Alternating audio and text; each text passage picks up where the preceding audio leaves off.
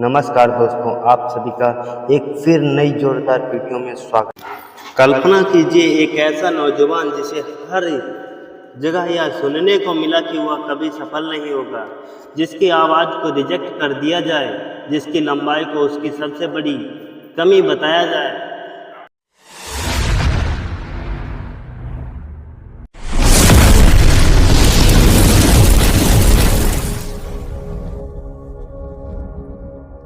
और जिसे बार बार यह एहसास कराया जाए कि फिल्मी दुनिया उसके लिए नहीं बनी, लेकिन वही नौजवान एक दिन करोड़ों लोगों के दिलों पर राज करेगा।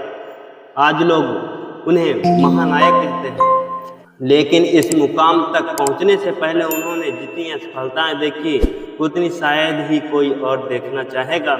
यह कहानी सिर्फ अमिताभ बच्चन की नहीं, बल्कि यह कहानी उस इंसान की है जिसने दुनिया के नहीं को अपनी जिंदगी का आखिरी जवाब नहीं बनने दिया। एक साधारण शुरुआत 11 अक्टूबर 1942 ईस्वी को इलाहाबाद में जन्म हुआ एक ऐसा घर जहां दौलत कम थी, लेकिन शिक्षा, साहित्य और संस्कार की कोई कमी नहीं थी। उनके पिता प्रसिद्ध कवि हरिवंश राय बच्चन, माँ तेजी बच्चन कला और रंगमंच से जुड़ी हुई आत्मविश्वास से भरी महिला थी। घर में किताबें थीं, कविताएं थीं, बड़े सपने थे, लेकिन कोई नहीं जानता था कि इस घर का एक बेटा एक दिन भारतीय सिनेमा का इतिहास बदल देगा। लेकिन कोई नहीं जानता था कि इस घर का बेटा एक दिन भारतीय सिनेमा का इतिहास बदल देगा। बचपन में अमिताभ बेहद शांत स्वभाव के माने जाते थे। वे दूसरों की तरह हर समय शरारत करने वाले बच्चों की तरह नहीं थे। उन्हें लोगों को देखना, समझना और उनसे सीखना बहुत पसंद था। पिता की कविताएं सुनते सुनते उनके शब्दों में भी प्रेम आ गया था। माँ को मंच पर अभिनय करते देखते देखते अभिनय करने का आकर्षण मन में घर करने लगा। शायद यहीं से एक सपना जन्म ले चुका था, लेकिन उस समय किसी ने इसे गंभीरता से नहीं लिया। जिंदगी का पहला झटका। पढ़ाई पूरी होने के बाद नौकरी की तलाश शुरू हुई। जिम्मेदारियां थीं, परिवार की उम्मीदें थीं, जिंदगी आगे बढ़ानी थी। उन्होंने कई जगह आवेदन किए, कुछ जगहों पर काम मिला, कुछ जगहों पर नहीं मिला। फिर आया वह मोड़ जिसे आज करोड़ों लोग जानते हैं। उन्होंने रेडियो में अपनी आवाज़ के दम पर जगह बनाने की कोशिश की। उन्हें विश्वास था कि उनकी गहरी और अलग आवाज़ उनकी पहचान बनेगी, लेकिन फैसला कुछ और था। उन्हें स्वीकार नहीं किया गया, कारण उनकी आवाज़ उस समय उपयुक्त नहीं मानी गई। जिस आवाज़ को बाद में पूरी दुनिया पहचानने लगी, उसी आवाज़ को शुरुआत में ठुकरा दिया गया।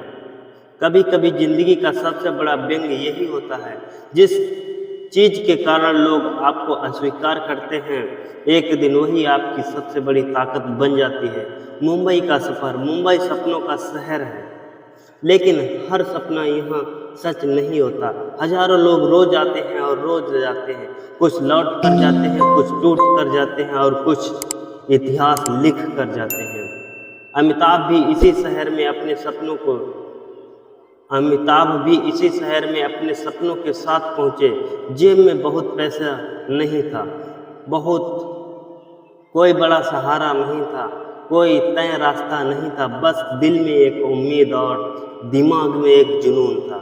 रिजेक्शन पर रिजेक्शन, एक स्टूडियो, दूसरा स्टूडियो, तीसरा, चौथा, हर जगह यही सवाल, इतने लंबे। आपका चेहरा हीरो जैसा नहीं लगता, आवाज़ आपकी बहुत अलग है। दर्शक आपको स्वीकार नहीं करेंगे। हर दिन उम्मीद लेकर निकलना और हर शाम निराश होकर लौटना, यह उनकी दिनचर्या बन चुकी थी। लेकिन उन्होंने कोशिश करना नहीं छोड़ा, क्योंकि उन्हें विश्वास था अगर दरवाज़ा नहीं खुल रहा तो शायद अभी सही समय नहीं आया। टूटने का समय। ऐसे भी दिन आए जब लगा कि शायद सब खत्म होने वाला है।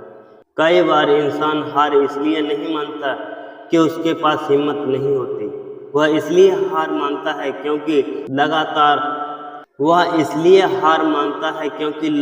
असफलताएं उसके विश्वास को कमज़ोर कर देती हैं।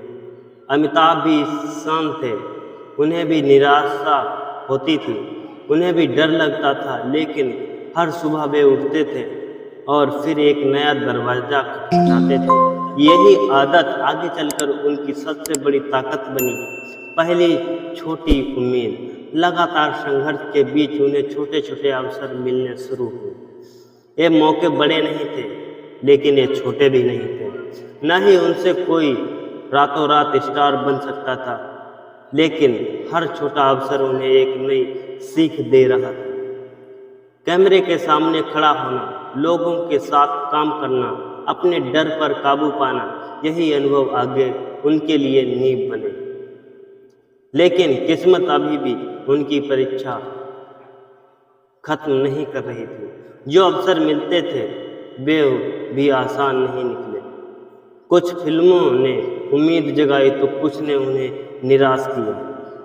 क्या अमिताभ बच्चन सचमुच हार मानने वाले थे, या फिर उनकी जिंदगी का सबसे बड़ा मोड़ अभी बाकी था?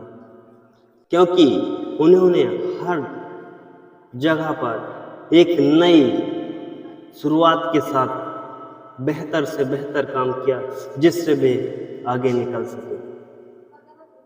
उन्होंने हर मोड़ पर अपने को संवारा, हर जगह देखा कि कहाँ पर हमारी कमजोरी है, और धीरे धीरे उन्होंने अपने को आप को निखारते हुए अपने सपनों को पूरा किया। अगर आपको इस कहानी के माध्यम से कुछ सीखने को मिला है तो इस चैनल पर जरूर बने रहें। मिलते हैं एक नई वीडियो में, तब तक के लिए जय हिंद दोस्तों।